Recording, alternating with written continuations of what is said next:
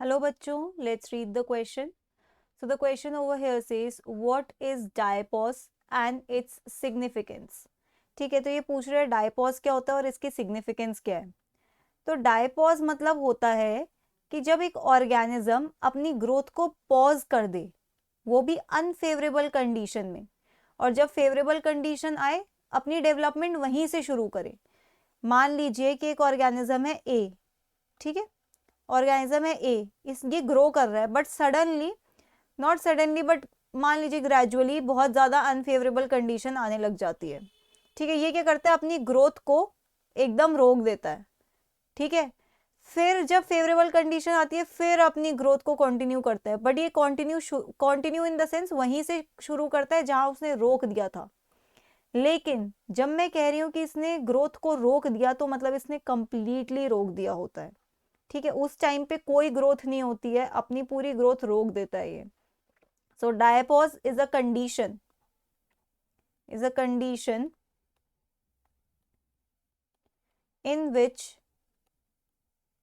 in which organism stops its growth during unfavorable conditions.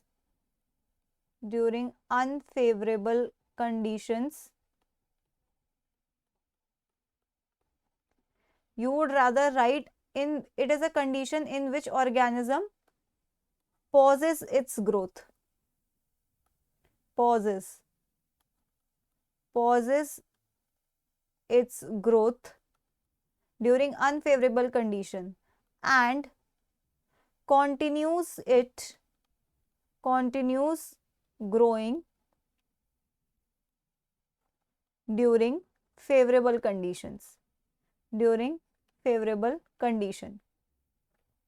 ठीक है, तो ये होता है डायपॉज, और ये देखने को किस में मिलता है, ये देखने को मिलता है आपको जू प्लैंक्टन्स में. अब इसकी सिग्निफिकेंस क्या है, देखिए आपने और भी वर्ड सुने होंगे, जैसे हाइबरनेशन हो गया, एस्टिवेशन हो गया.